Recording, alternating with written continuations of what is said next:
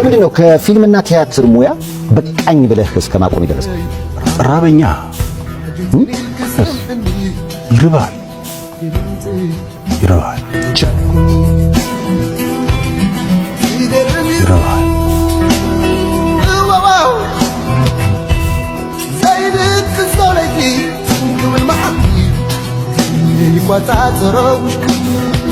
ለወትሮ አርቲስቶቻችንን የምናውቃቸው ሳቅ ከጉንጮቻችን ሲቀዱ በትወናቸው ብቃት በተመስጧቸው ኃይል እንባን ከዓይናችን ሲያፍሱ ነበረ።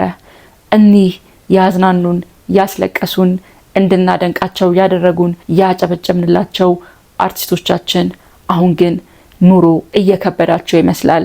የአርቱ ስራ በተለይም በውጭው ሀገራት በሚሊዮን ዶላሮች የሚያበላ እጅግ ውድ እጅግ የተከበረና ልዩ በሆነ ተሰጥኦ የሚሰራ ነበር። ኢትዮጵያ ውስጥ ግን አሁን ላይ አርቲስት መሆን በተለይም በድርሰቱ በፊልምና ተመሳሳይ በሆኑ የአርት ስራዎች ላይ መሳተፍ የራስን ገንዘብ ማጣት አለፍ ሲልም ደግሞ መኖሪያን መውደቂያን እስከ ማጣት ተስፋን እያስቆረጠ መጥቷል። ለመሆኑ ችግሩ የቱ ጋ ነው ያለው? ምን አይነት መፍትሄ ይፈልጋል? ለችግሩ ተጠያቂስ ማን ነው? እዚህ ላይ ሁላችንም የራሳችንን ሐሳብ አስተያየት መስጠት ይኖርብናል። እንዴት ናችሁ የተወደዳችሁ የኛ እይታ ቤተሰቦቼ? ዛሬ የምናወራው የአርቲስቶቻችን ህይወት ለምንድነው ከዘመኑ ጋር አብሮ ያልሄደው? የአርቲስቶቻችን ህይወት እንደዛ ለማየት እንኳን የምንጋፋባቸው አርቲስቶቻችን ስናያቸው በጣም የምንሰስታቸው አርቲስቶቻችን አሁን ግን እነሱ ከኛ ለመደበቅ ኑሮ ከብዷቸው ከኛ ለመሸሽ ነው የሚሻኩቱት። ለመሆኑ ክፍተቱ የቱ ጋር ነው የመጣው? ይህንን ጉዳይ እንወያይበታለን። እስከ ፍጻሜው አብራችሁኝ እንድትቆዩ በአክብሮትና በፍቅር ነው የምጠይቃችሁ ማለት ነው። ለቻናሌ አዲስ የሆናችሁ እባካችሁ ሰብስክራይብ እያደረጋችሁ የዚህ ቻናል ቤተሰብ ልትሆኑ ትችላላችሁ። ነጥረው የወጡ ከዘመኑ ጋር አብረው ሊሄዱ የቻሉ እየተለወጡ ለብዙ ሰዎች ደግሞ ምሳሌ ሲሆኑ የምናያቸው ውስን አርቲስቶች አሉ። ከዛ ግን አብዛኞቹ አርቲስቶች ያሉበት የኑሮ ሁኔታ እጅግ አንገትን የሚያስደፋ ከንፈርን የሚያስመጥጥ ሆኗል ማለት ነው። እንግዲህ ይሄን ፕሮግራም ለመስራት ስዘጋጅ የጠየኳቸው የተለያዩ አካላቶች ነበሩ። ክፍተቱ ምንድነው? ማጋ ነው? እንዴትስ ደግሞ ይሄንን ነገር መቀልበስ ይቻላል?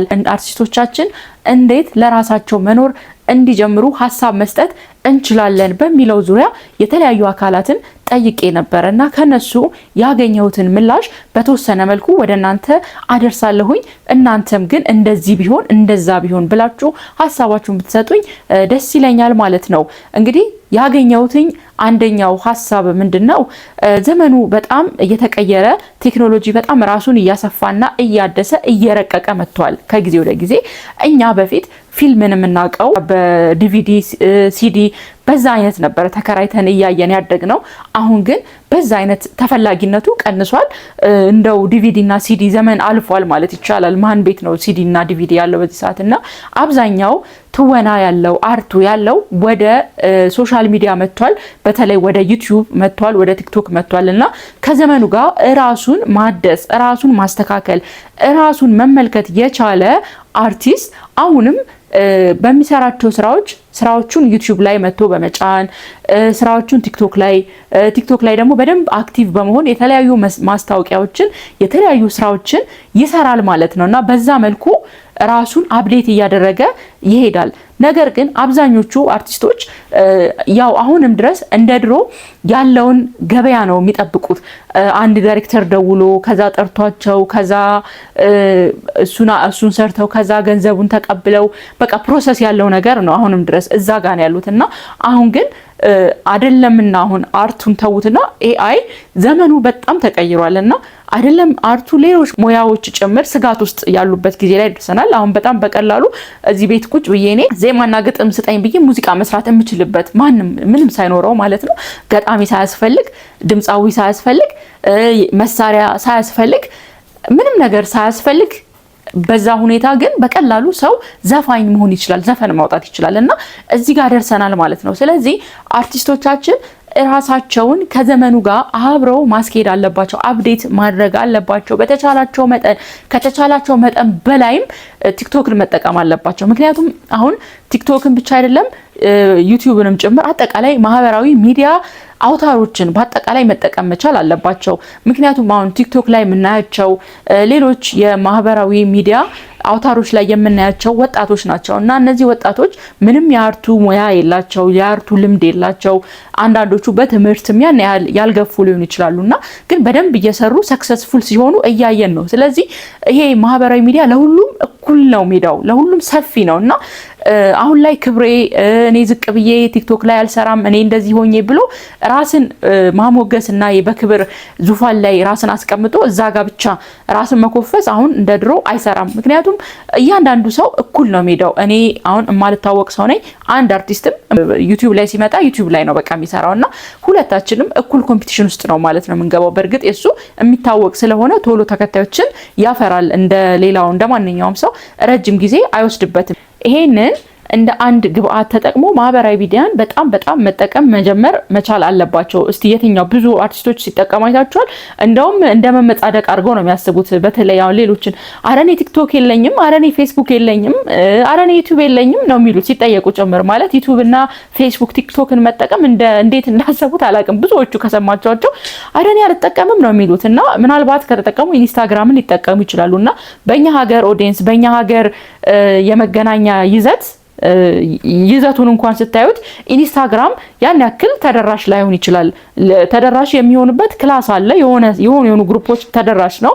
ነገር ግን ሁሉም ሰው ኢንስታግራምን አይጠቀምም፣ ተደራሽ አይሆንም እና ቲክቶክን መጠቀም፣ ፌስቡክን መጠቀም፣ ዩቲዩብን መጠቀም መጀመር መቻል አለባቸው። ማንኛውም ማህበራዊ ሚዲያ አውታሮችን እኩል መጠቀም አለባቸው። አረኔ ይሄን አልጠቀምም፣ አረኔ ፌስቡክ የለኝም፣ አረኔ ቲክቶክ የለኝም፣ በእኔ ስም ላይ የተከፈተው አይሰራም። ለምን? ሰው በእነሱ ስም ከፍቶ ሰው ታዋቂ የሆነበት እያተረፈበት ነው ያለው። እነሱ ግን ዝም ብለው ይሄ አልጠቀምም አይነት መመጻደቅ ጥሩ አይደለም። ስለዚህ ያንን ቢያስተካክሉ ጥሩ ነው። አሉ ጎበዞች እየተጠቀሙ ያሉ ቲክቶክን፣ ዩቲዩብን፣ ፌስቡክን በደንብ ግን ሌሎቹም መጠቀም መጀመር መቻል አለባቸው። አንድ ሜዳ ነው ሰፊ ማንም እዚህ ጋር እንደዚህ ስራ በዛ ስራ ማይላቸው በደንብ ሊሰሩ የሚችሉበት ሜዳ ስለሆነ ማህበራዊ ሚዲያና እንደ አንድ መፍትሄ እንግዲህ ሰዎች በዚህ ቢያደርጉ ብለው ይሄንን ግብአት ሰበስብ የሰጡኝ ይሄ ነው። ሌላው ደግሞ እንግዲህ እነዚህ የሚሰሩ ስራዎች እንደ ቲክቶክ ወይ እንደ ዩቲዩብ አይደሉም። ማለት በደንብ ጊዜ ተወስዶ የሚሰራ ፊልሞች ማለት ነው፣ ጊዜ ተወስዶ የሚሰራ ሙዚቃዎችም እንደዛው ተጠንቶ ለቀረጻ ጊዜ ተወጥቶ ከዛ በጣም ብዙ ነገር ፕሮሰስ ጠብቆ የሚሰራ ሂደት ያለው ስራ ነውና የአርት ስራ እንደምታውቁት። ስለዚህ የመብት የኮፒራይት እና ቅጂ ተያያዥ መብቶች አሁን ላይ ምን ላይ ነው ያለው? ምክንያቱም እነሱ ሰርተውት ግን በቀላሉ ሲኒማ ቤት ራሱ ሳይደርስ ተዘርፎ ወይ ሲኒማ ቤት ከገባ በኋላ እነሱ ሳይጠቀሙበት ተዘርፎ ይወጣል። ከዛ ሁሉም ሰው ያየዋል ማለት ነው። እና አሁንም ይሄ በዘርፉ የሚሰሩ አካላት የኮፒራይት እና ቅጂ መብት እንዲሁም ተዛማጅ ጉዳዮች ላይ የሚሰሩ የመንግስትም ሊሆን ይችላል በደንብ ቁጥጥሩን ማጥበቅ መቻል አለበት። ምክንያቱም እነዚህ ሰዎች በሰሩት ስራ ተጠቃሚ ሊሆኑ ይገባል። እነሱ የሚሰሩት ያው ፕሮሰስ ያለው ነገር ጊዜ የሚወስድ ነገር ስለሆነ ማለት ነው። እና ይሄንን እንደ አንድ መፍትሄ ቢያደርጉት ብለው እንግዲህ ከጠቆሙኝ መካከል አንደኛው ነው። ሌላው ደግሞ ይሄ ገንዘቡ ይመጣል ይከፈላቸዋል እና ገንዘቡ መጥቶ ሲከፈላቸው ይሄ ለነሱ ለጊዜያዊ ደስታ ሊሆን የሚችል ነገር ከማሰብ ይልቅ ወደ ተሻለ የኢንቨስትመንት አማራጭ መቀየር ቢችሉ ያን ገንዘብ። ምክንያቱም አሉ ስላየን ነው ይሄን ነገር የምነግራችሁ። ምሳሌ ብዙ ሰው ማንሳት ይችላል። ብዙ አርቲስት እንግዲህ አርቲስት የነበረ አስመጪና ላኪ ሆነ ሲባል ሰምታችሁ ታውቃላችሁ። አርቲስት የነበረች ጸጉር ቤት ከፍታ እየሰራች ነው፣ ሰምታችሁ ታውቃላችሁ። አርቲስት ነበረ ግን አሁን እኮ ሆቴል ቤት አለው፣ ሰምታችሁ ታውቃላችሁና ስለዚህ እንደዚህ አይነት አርቲስቶች አሉ፣ ድንቅ ወርቆች ማለት ነው። ነጋቸውን ቀድመው ያዩ አሁን ከሚለብሱት ልብስ አሁን ከሚጠቀሙት ሜካፕ ባሻገር ያለውን ነገ እኔ እኮ ጊዜ ላልፍ ይችላል። ምክንያቱም ሁሉም ነገር የትሬንድ ጉዳይ ነው፣ ጊዜው ያልፋል። ሁሉም ሰው ማለት ነው ትሬንድ አለ። በቃ የሆነ ሰዓት ላይ የሆነ ሰው የሱ ፋሽን ነው የሱ ጊዜ፣ ከዛ ያልፋል። ጊዜ የማይሽረው ስለሌለ ማለት ነው። ስለዚህ ነገ የሚባል ነገር እንዳላስበው የሚያገኙትን ገንዘብ ከዛችም ላይ ቢሆን ቆጥበው ተጠቅመው የሆነ ዘርፍ ላይ በአቅማቸው በሚችሏት ኢንቨስት ሊያረጉ ቢችሉ ሰፊ ነገር ብቻ አይደለም ግዴታ መሆን አይጠበቅበትም። ግን ደግሞ ትንሽ ነገር ሆና ልታድግ የምችል ነገር ላይ ራሳቸውን ኢንቨስት ቢያደርጉ ማለት ያገኙትን ገንዘብ እሱን አግኝተው ከዛ ተጠቅመውበት ከዛ ጨርሰው ከዛ ተመልሰው ወደ ሌላ ችግር ውስጥ ከሚገቡ እሱን ገንዘብ ሰብስበው ግን ትንሽዬ ስራ ምክንያቱም አሁን ላይ እንዳልኳችሁ ነገሩ የሚጀምረው ማንነትን አምኖ ከመቀበል ነው። በቃ እኔ እንደማንኛውም ሰው ነኝ ስለዚህ ማንኛውንም ስራ መስራት እችላለሁ ብሎ ራስን ካሳመኑ ሁሉም ነገር ቀላል ነው። የሚከብደው አይ እኔ ከሰው የተለየው ነኝ፣ ሰው በሚሄድበት ታክሲ አልሄድም፣ ሰው በሚሄድበት ባስ አልሄድም፣ እኔ በቃ መኪና ካልሆነ ወይ ራይድ እንደዚህ አይነት አመለካከት ብዙም አያዋጣም። ምክንያቱም በጣም ጊዜው ተቀይሯል፣ በጣም ነገሮች እየተወሳሰቡ ነውና ይሄን የተወሳሰበ ጊዜ ለማለፍ ግን መስሎ መኖር ጥሩ ነው። ማንኛውም ሰው እንደሚኖረው መስሎ መኖር ማለት የተለየ ምንም ነገር ስለሌለ ስለዚህ ኢንቨስት ለማድረግ ግዴታ ትልቅ ኢንቨስትመንት ፍቃድ ትልቅ ነገር መጠበቅ ላይ ይጠበቅባቸው ይችላል። በቃ ባቀማቸው ትንሽዬ የሚችሉትን በሙያቸው እነሱ አርቲስቶች ስለሆኑ እኮ የሆነ ታለንት ይኖራቸዋል። ለምሳሌ እንግዲህ ወይ ኩክ ማድረግ የሚወድ አርቲስት ሊሆን ይችላል ወይ ደግሞ ጸጉር ቤት ወይ የሆነ ነገር ብቻ ማድረግ ይወዳሉ። ስለዚህ ያንን ወደ ኢንቨስትመንት መቀየር ቢችሉ ጓደኞቻቸውን እያዩ ያሳዩአሉ። ለምሳሌ እነ ሀና መርሃ ጻዲቅ እነ ነብዩን እነሱ ሁሉም እሱም እንግዲህ በየፊናቸው የተሯሯጡ ነው የሚገኙት። በሚችሉት ነገር ተሯሩጠው መስራት ቢችሉ እሱ ሌላኛው ቢደረግ ቢሆን እንግዲህ ሰዎች የሰጡኝ ነገር ነው ማለት ነው፣ ምልከታ ነው። ሌላው ደግሞ እንዳልኳችሁ በቃ እንደማንኛውም ሰው ኑሮን በመደበኛ ሞመንተም መኖር ማለት እኔ አርቲስት ስለሆንኩኝ ለኔ ተሻለ የተለየ ቦታ ይገባኛል የሚለው ድሮ ነው። እሱ ድሮ ቀርቷል ማለት አሁን እንደዛ ስላልሆነ ጊዜው መስሎ መኖር በጣም ጠቃሚ ነገር ነው። በቃ የህዝብ ልጅ ነው አርቲስት። ስለዚህ ህዝብ ጋር ተቀላቅሎ ቢኖር ምንም ማለት አይደለም። ሰው ላይ ቀበለው ይችላል። እንዴ ገሌ እኮ አርቲስት ነው ገሌ በዚህ እንዴ ገሌ በታክሲ አየሁት መንገድ ላይ ሊል ይችላል ሰው ለተወሰነ ጊዜ። ግን በቃ ያንን ራስን እያሳመኑ መቀጠል አስፈላጊ ይመስለኛል። አለዛ ግን ሁሌ ያ ኑሮ የለማ ሁሌ አይመጣም አይገኝም። ስለዚህ የተወሰነ ሰዓት ሰው ሊጠቀም ይችላል። እንግዲህ ወይ መኪና ሊኖረው ይችላል ወይ በራይድ ሊጠቀም ይችላል። ከሆነ ጊዜ በኋላ ግን ተመልሶ ወደ ችግር የሚገባ ከሆነ ላይፉ ከባድ ነው የሚሆንበት። ስለዚህ አምኖ መቀበልና ልክ እንደማንኛውም ሰው መኖር መቻል ጥሩ ነው።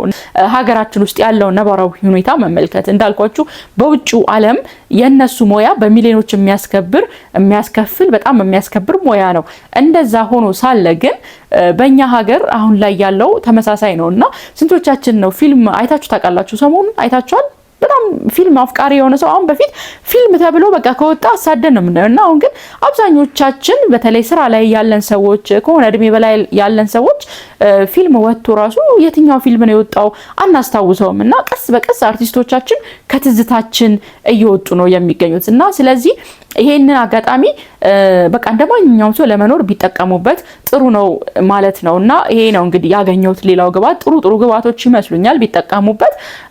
ሌላው ደግሞ ይሄ በማስታወቂያው ዓለም ያሉ ሰዎች ያው በብዛት ቲክቶከሮችን ማስታወቂያ ያሰራሉና አንዳንዴ ደግሞ ወደ አርቲስቶቻችን ዞር ቢሉ በተለይ ወደ ተረሱ አርቲስቶቻችን ዞር ቢሉ መልካም ነው። እናንተ የድርጅት የተቋማት ባለቤቶች እናንተ ባለሀብቶች እባካችሁ እንግዲህ አርቲስቶቻችንን ተመልከቷቸው፣ ያሉበትን ሁኔታ የኑሮውን ጫና ተመልከቱና እንግዲህ በተቻላችሁ መጠን ማስታወቂያ ልታሰሯቸው ሞክሩ። እና እነዚህን ቲፖች ነው እኔ ዛሬ መስጠት የፈለኩት። ተመልካቾቼ ስለመጣችሁ ከኔ ጋር አመሰግናለሁኝ። እዚህ ድረስ የመጣችሁ እባካችሁ ሰብስክራይብ እንድታደርጉኝ በአክብሮት ነው የምጠይቀው።